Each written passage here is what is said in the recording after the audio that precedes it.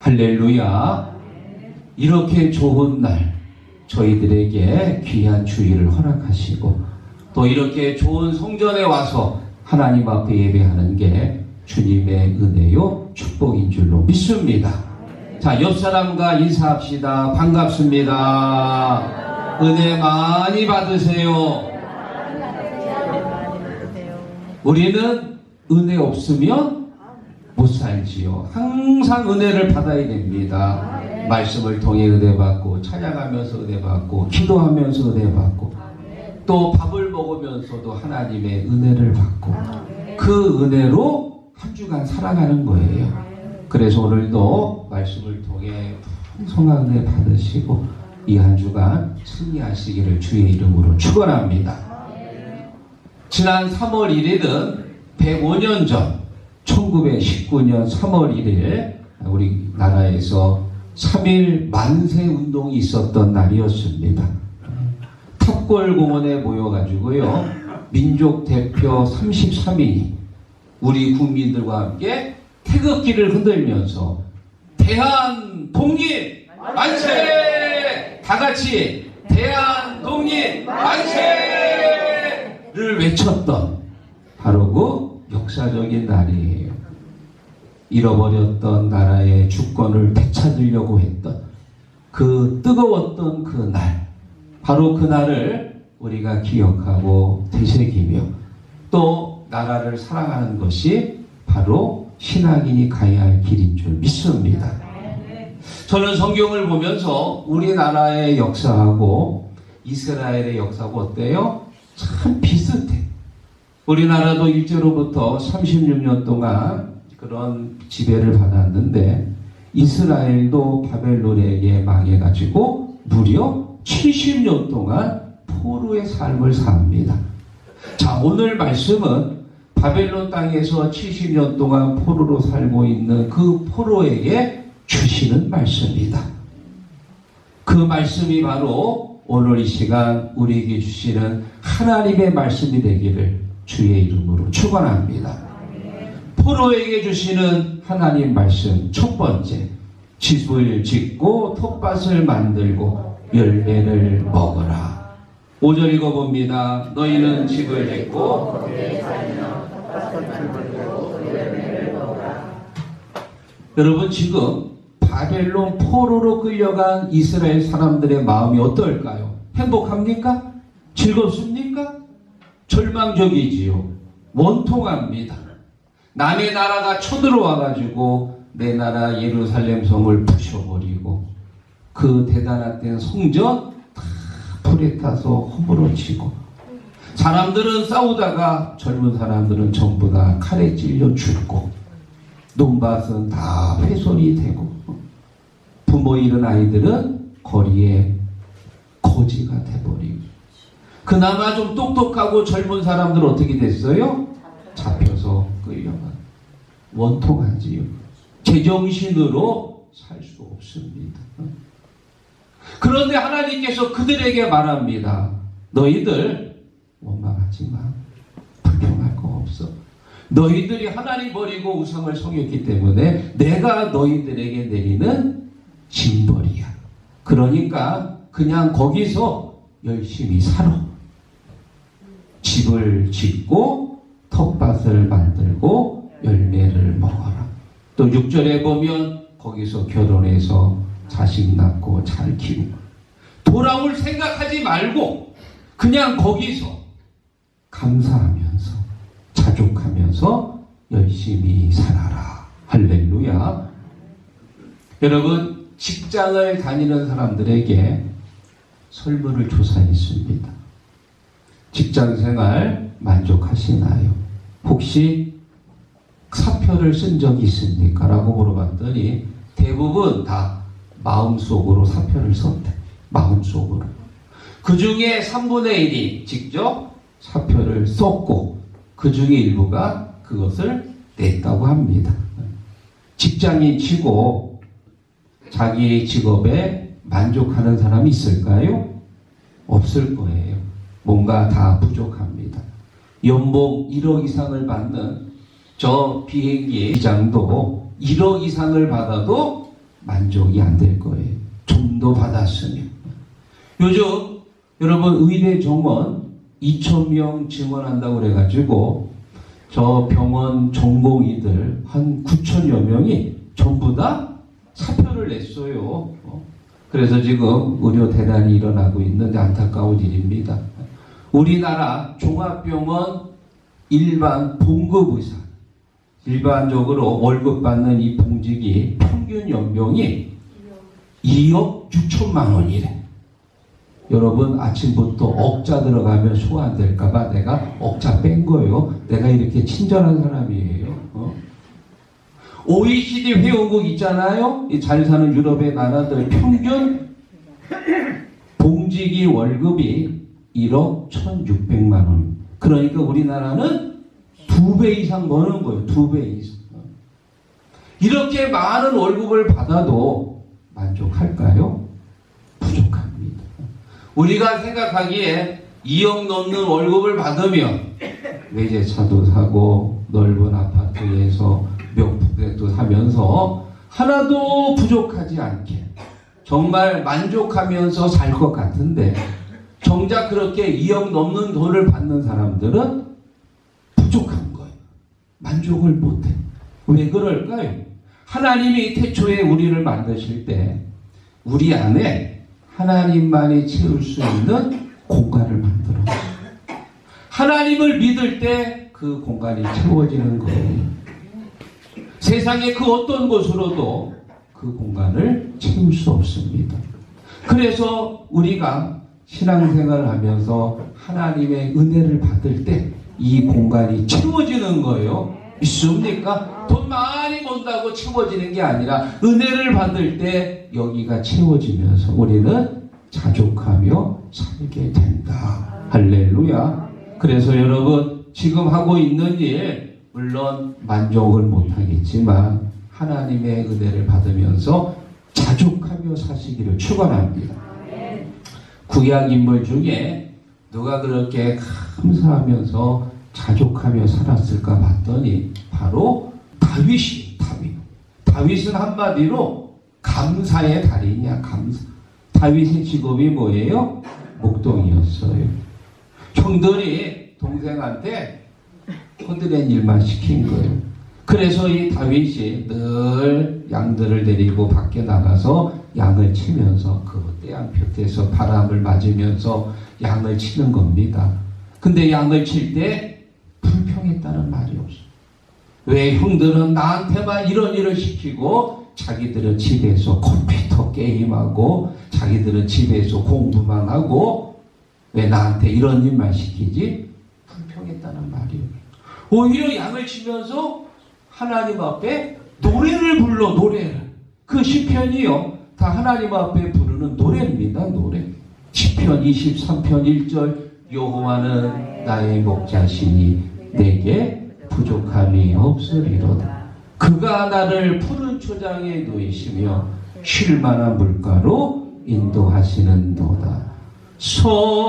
선한 목자 오 나의 목자여 생수가 넘치는 곳 나를 하시네. 하나님께서 다윗이 양을 치는 모습을 보시고 야 정말 양을 자기 몸처럼 저렇게 아끼고 사랑하는 걸 보니까 내 백성을 맡겨줘도 양을 치듯이 백성을 사랑하고 잘 아끼겠구나. 그리고는 이스라엘의 왕으로 세워주신 거예요. 믿습니까? 하나를 보면 열을 아는 것. 양을 치는 모습을 보시면서 하나님께서 왕으로 세워주신 거예요. 지금 여러분이 하고 있는 일이 무엇입니까? 혹시 여러분 중에 그 일이 너무 힘이 들어가지고 짜증을 내는 분이 계신가요? 아니면 지금 내가 하고 있는 일에 비해서 보수가 적다고 생각하십니까? 그냥 하세요. 그냥 열심히 하세요. 그 일이 도둑질이나 남에게 피해를 주는 일이 아니라면 그 일 열심히 하세요. 감사하시면서 하세요. 성실하게 착실하게 하면 하나님께서 기뻐하시고, 적은 돈이지만 적은 돈이 의를 겸하면 점점 풀어나는 거예요. 티끌 모아 태산입니다. 감사하면서 그 일에 만족하시고 자족하며 사시기를 주의 이름으로 축원합니다. 포로에게 주시는 하나님의 두 번째 말씀, 성읍의 평안을 구하고 그를 위하여 기도하라. 7절 읽어봅니다. 너희는 내가 사로잡혀 가게 한 그 성읍의 평안을 구하고 그를 위하여 여호와께 기도하라. 이는 그 성읍이 평안하고 평안할 것이리라. 아멘. 여러분이 생각하기에 이스라엘 포로들이 바벨론 사람들 좋아할까요? 싫어할까요? 주먹으로 패고 싶어요? 떡이라도 하나 더 주고 싶어요? 괜히 물어봤네. 포로로 끌려갔습니다. 내 나라를 쳐들어와서 사람들 다 죽였습니다. 내 아이들 어떻게 됐는지 몰라요. 고아가 돼가지고 거리를 지금 돌아다니고 있겠죠. 생사도 확인하지 못합니다. 지금 이스라엘 사람들에게 바벨론은 원수입니다. 그런데 그 원수에게 뭐라고요? 성읍의 평안을 구하고 그를 위하여 여호와께 기도하라. 여러분, 만약 우리나라 사람들한테 저 일본 사람을 위해 기도해라, 일본이 잘 되도록 우리가 축복을 해라 라고 말하면 여러분 하실 건가요? 일본 그러면 왠지 미워, 왠지 싫어. 우리나라를 침략한 것도 모자라서 지금 독도를 자기 땅이라고 여전히 우기고 있습니다. 심지어 일본 교과서에 보면은요, 자기 나라 영토라고 기록을 해놨어. 그리고 뭐라고 썼냐? 한국이 자기 나라를 불법 점거하고 있다고 썹니다. 아이들에게 그렇게 가르쳐줘요. 그리고 매년 2월 22일이 무슨 날인 줄 아세요? 바로 다케시마의 날입니다. 아예 2월 22일을 독도의 날이라고 정해놓고 국가 행사를 치르고 있습니다. 이 이야기를 신라장군 이사부가 들어가지고 지하에서 지금 웃고 있는 거예요. 말도 안 되는 얘기잖아요. 하면 할수록 미운 짓만 골라 하는 거예요. 지금 이스라엘 포로들에게 바벨론을 위해서 기도하고 그들을 위해 축복하라는 얘기는 쉽게 말하면 우리 한국 사람들한테 일본을 위해 기도하라는 얘기하고 똑같습니다. 원수의 나라입니다. 여러분, 일본하고 미국하고 축구 경기하면 누구 응원하세요? 예? 일본 응원하는 사람 있어요? 미국 응원한다니까는 미국 시민권자도 아닌데 미국이 이겼으면 좋겠어. 일본하고 스리랑카하고 농구하면 누구 응원하실 거예요? 스리랑카? 거기에 뭐 여러분 친척 사나요? 스리랑카 아니라 베트남이건 호주건 아프리카건 관계없어. 누구라도 일본과 만약에 시합을 한다면 일본은 안 돼. 주는 것 없이 괜히 미워. 왜? 우리나라가 그만큼 아픔을 당했기 때문에. 그 아픔이 지금 계속해서 이어지고 있단 말이에요. 여러분, 왜 하나님께서 바벨론 포로들에게 왜 바벨론을 위해 기도하라고 했을까? 바벨론 위에서 하는 게 아니고 누구 위해서? 포로들을 위해서 하는 거예요. 사실 나를 위해서. 내가 그들을 용서하지 않으면 그 아픔과 상처가 여전히 내 안에 남아 있습니다. 내가 그 상처 때문에 밤에 잠도 안 오고 먹어도 소화도 안 돼. 항상 그 상처와 아픔 가운데 갇혀 있는 것.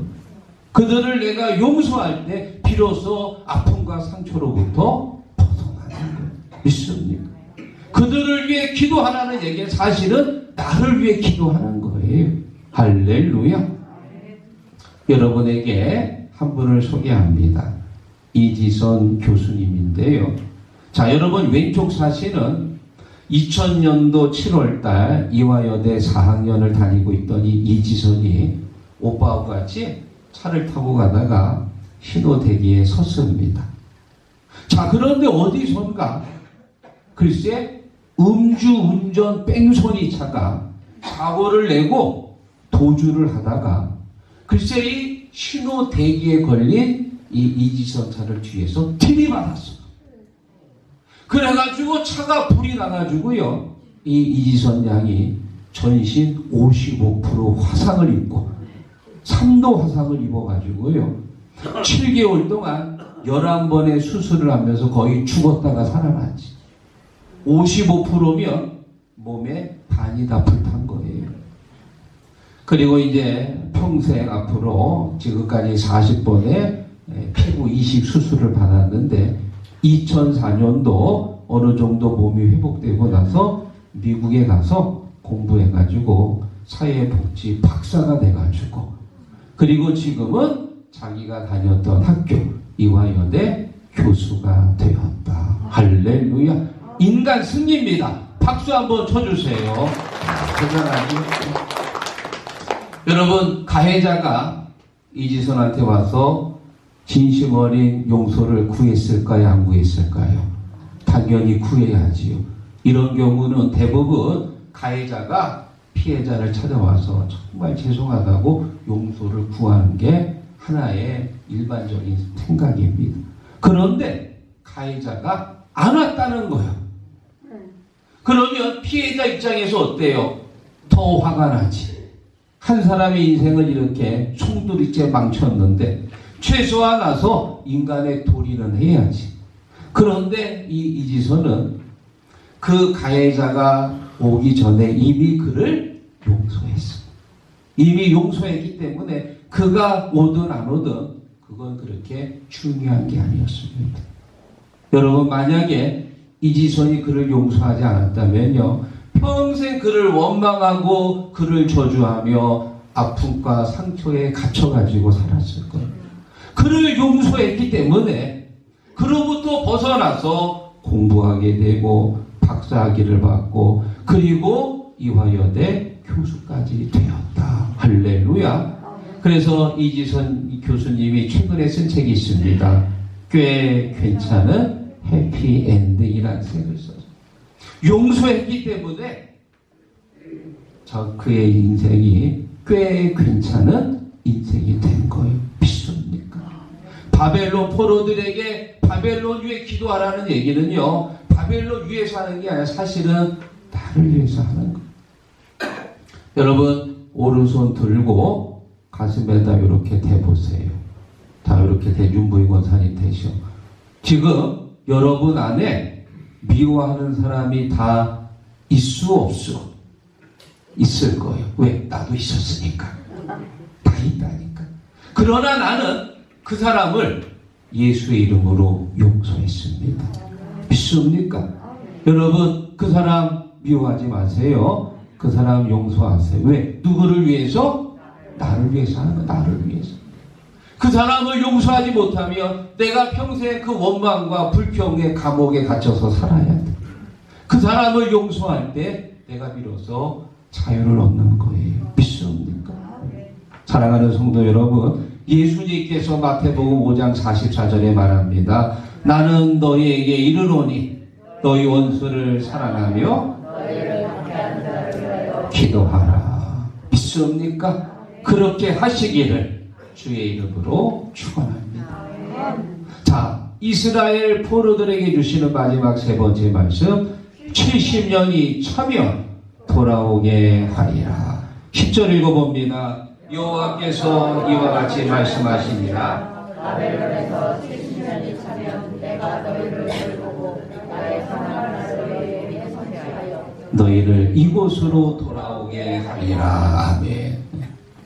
지금 이스라엘 백성들은 포로로 끌려갔습니다. 오늘 돌아갈 수 있을까? 내일 돌아갈 수 있을까? 1년 후면 돌아가겠지. 2년 후면 돌아가겠지. 항상 예루살렘을 바라보며 돌아갈 날만 기다리겠지요.